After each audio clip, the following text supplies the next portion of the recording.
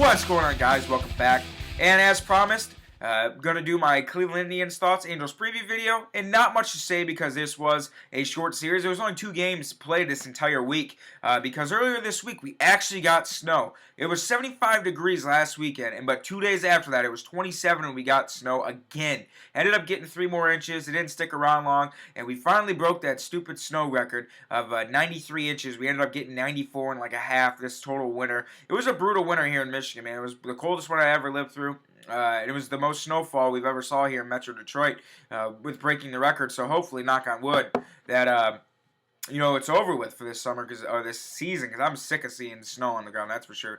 But the first game ended up getting snowed out, as did my softball game because I was supposed to play softball on Tuesday nights, and it was cold, so you can't blame them for calling it. And there was, like I said, about 2 inches of snow on the ground in total. I didn't stick around long. So game 2, chilly night at Comerica Park. Not that many people showed up. I wonder if they got the home attendance here listed as the game. It was 23,000 people. So it was 57.7% of the way full. And a typical game at Comerica Park in the summer when it's warm is like 38,000 people on consistent. So it goes to show you, it was really cold outside. So Sanchez comes out, and Anibal, he's been playing this thing that, he hadn't had many starts going into the season. And when he started, it was his very first start was his first start since St. Patty's Day. Well, this was his second start. Oh, no, it was his third start. And another start where he only goes 5 innings and really struggles to get out of the 5th. So far, the Anibal's story is he has a hard time in the first inning. He absolutely gets shelled. And then he just settles down, but he sprinkles some walks. He had 4 walks in 5 innings, but he yet again had 8 strikeouts in 5 innings. So it's been kind of an uphill battle for Sanchez at this point to get out of the first inning without walking a couple of guys. And then, because he loaded the bases, he walked the bases full to start this game. And the Indians only got 1 run. And, the second inning he was kind of shaky again, but the third, fourth, and fifth, there was a couple more walks in between there, but then he really started to get his fastball command. So far, if you look at it from stuff-wise, his velocity really hasn't been there. I think he's hit 94 a couple times, but the secondary stuff, the slider's good, the changeup's still filthy. His changeup's absolutely outstanding. And the curveball's good too. But he's really had a hard time in the early goings fighting his fastball command and throwing strikes from the word go. So far he's been walking guys early in the game. He's been having long first innings. And, then he settles down. But by the time they get to the 5th inning, it's over with. I mean, he only had 2 hits through 5 innings. But when you walk 4 guys, you're throwing a lot of pitches. I think he had like 29 pitches in the first inning alone. The Tigers' offense this game was a little bit stagnant. Zach McAllister pitched very well. Him and Sanchez matched each other pitch for pitch. And this game didn't really get exciting until about the 8th inning. The Tigers were tied with Cleveland 1-1 going into the 8th. And Miggy was up and scored Rajah Davis. But here was the biggest play of this game. Torrey Hunter's up with runners on with 1 out. And he goes to bunt. And he can't get the bunt down. I don't know. First off, I hate bunting. I just absolutely despise it. Why Torrey Hunter was bunting in a situation where you need to get runs. And he's a guy last year driven in almost 90 runs last year. Hit 313. Got on base at close to a 340 clip. You don't bunt with those guys. I can understand if it was crap-ass Alex Gonzalez, who I have a bone to pick with him, too, in this video.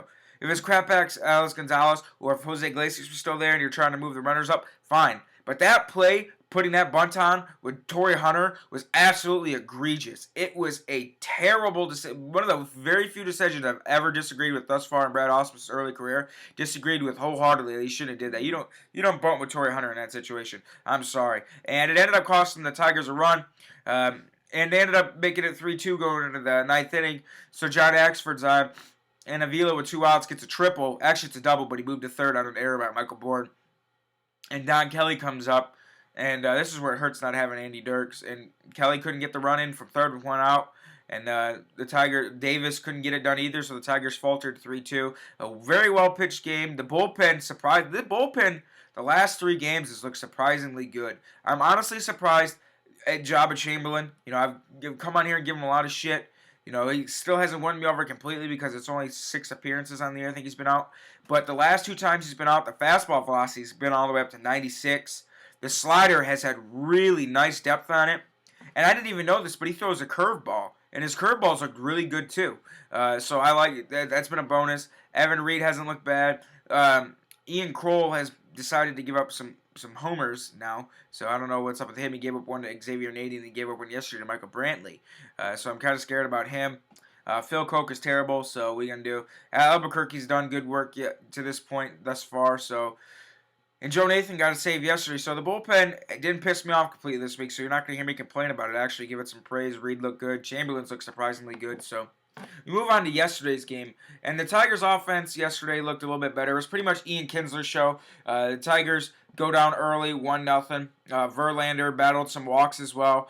He only went 5 innings. So the Tigers' pen too. Think about this: they only allowed 2 earned runs in 2 days, and both those runs were to Kroll. So for 2 days in a row, where their starters only go 5. And they had to make up 4 innings in between both those games, so 8 innings. They only give up 2 runs in 8 innings. I'll take that every day of the week. And I mean, the one was just a 2-run shot, and that was it. The rest of the bullpen was flawless. So I like that a lot. Pretty much Ian Kinsler. The Tigers are down. They're down 3-1, and Kinsler comes on, hits a 3-run shot, and Kinsler ended up driving in another run to make it 6-3 later in the game. After Austin Jackson, who had 2 sacrifice flies this game, drove in a couple, and then the 7th inning comes about, and the Tigers are up 6-3, and Kroll comes on to I forget who he was relieving. I think it was a righty. It was Evan Reed he relieved, and he gave up a 2-run shot to Michael Brantley to make it 5-6, and then in the 9th. Something that I've absolutely loved the addition of Rajai Davis. So far this year, seeing Rajai Davis, there was a situation in San Diego where Rajai Davis got on first. And I forget the pitcher for San Diego, but he was pitching to Kinsler. And it was a close game. And Davis, the threat of him just being able to go, made him throw over there like 6 times. He ended up walking Kinsler on 6 pitches. That is something last year we never saw, or years prior we have never saw on the Tigers. The ability, even though he didn't steal, the ability to have that threat in the back of the pitcher's mind when they're down a runner or it's in a close game, to go, man, I got this guy on. He's going to take second. A single is practically, a walk is a double, pretty much. To have that in the back of a pitcher's mind, and to make him worry about the runner so much, and he's trying to get the ball out as fast as he can because he can't throw from the windup, he's throwing from the stretch. And he's worried about giving the catcher a good ball to throw, worried about throwing a strike, not getting behind on the hitter. But he's also worried about giving his catcher enough time because he knows he needs to give him enough chance to throw the runner out. And it made him walk Kinsler. So, I mean, the threat of him being on the base pass and being able to have some speed, that teams go, man, we can't screw around, or he's going to steal on us. It's just awesome. And Kinsler's so great on the base pass, too. He's already got, I think, 3 or 4 stolen bases. But he's up, and Romine's on third, and because he pinch run for Castellanos. Davis hits an infield chopper, and I mean it bounced high, and he had so much speed they had no chance to get him. And Romine scores, which made it 7-5. And then Joe Nathan come out. He retired the side. He gave up a hit with 2 outs, but he retired the next batter easily. He actually struck someone out too. So that was nice to see him come out and finally have a clean inning, and somebody didn't have to throw, a billion pitches. Only threw 18 pitches in total, so that's fine. He didn't throw 29 pitches and blow a 1-0 game, So that was encouraging to see. So basically, looking at the bullpen to see only 2 earned runs slapped up there in 8 innings of work, that's fine with me. And it only belonged to Ian Kroll and whatnot. See Chamberlain come back and look better, to see Kroll look, not to see Kroll, but to see Evan Reed look better, to see Al Albuquerque a bit more consistent, even though he walked a couple guys yesterday, but he still got out of the gym. That's been encouraging. I didn't like that move I still don't like that move about Torrey Hunter, how he tried to have him bunt there. I mean, we lost that game. It is what it is. We got the tying run at third. You couldn't get him in. It just goes to show you the lack of bench depth that we have on this team. When he's choosing Don Kelly over Andrew Romine to try to get him in, well, wait a second, no. Romine was on third, so he was actually pinch running for Avila, so he couldn't use Romine there in that situation. So now, On to Alex Gonzalez and Andrew Romine. The shortstop situation for the Tigers, I know it's early, but it's just getting worse and worse and worse. Alex Gonzalez cannot hit. Ever since opening day, when I got so much shit on Twitter, when I was sitting there talking about Alex Gonzalez, how he's terrible, like, oh, he had an opening day walk-off, blah, blah, blah. He's been god-awful. He can't play shortstop to save his life. He just cannot. His range is terrible. I can't tell you how many balls I see that are hit not even up the middle. It's just like he doesn't have any range because he's more of a stone feet than Johnny Peralta. He just takes 2 steps like, oh, I can't get it. So I'm just going to take 2 steps and pretend I can't get it and not even attempt to go after it. He's made a couple flashy plays that, really it's like, okay, well, he has no range, so he had to dive to get a ball that Iglesias gets no sweat. But it's just the lack of range there. After watching Iglesias be able to go to his left, his right, go back, go range up the middle to grab balls, and then seeing Gonzalez, who if it's not a step to his left, step to his right, he can't get it, and then balls eating him up in the 5-hole. He doesn't know how to throw to first the right way. He endangered Miggy the other day by throwing into the runner and making Miggy come back and put his arm in the base path to tag out the runner. He's been awful on defense, and then his hitting has been terrible. The guy, I can't tell you how many pitches I've saw down the middle when he's ahead in the count or hanging sliders where the guy's like, oh, hell yeah, and he just overswings and pops it up. I mean, he doesn't even hit mistakes. He can't hit whatsoever. He is a pop-up machine. He can't hit mistakes. He can't play the field. Romine can't hit for shit either.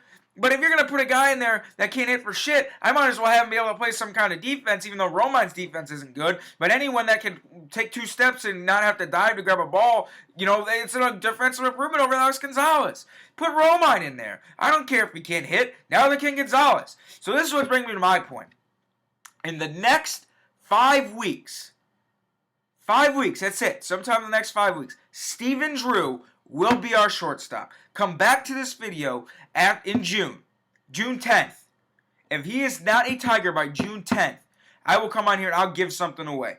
I will. That is how emphatic I am about this. He will be our shortstop sometime in the next 5 weeks because there is no way in hell Dombrowski and Osmus can put up with Gonzalez, who can't hit, can't field, and Romine, who can't hit, and he's a decent fielder. So it's just such a blatant hole, and neither one of those guys can hit. There have been easy outs in the lineup, and Gonzalez can't do anything. Why he's on a major league squad is beyond me, because he can't do a goddamn thing. He can't hit. He's stone feet for range. He can't even make the routine plays. He can't even throw the ball to first.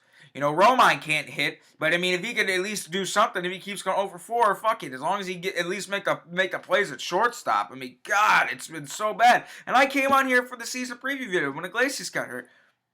This was going to be a black hole in this lineup, and it's been even worse. This is why I stressed in that Iglesias getting hurt video, they need to go out and get Stephen Drew because they need an option of quality. They have no legitimate in-house options to replace it, and the options they went out of house were even worse. I'd rather maybe see Danny Worth there. Give Hernan Perez a shot. Get someone up here that can at least make the throw to first base. It's been that bad.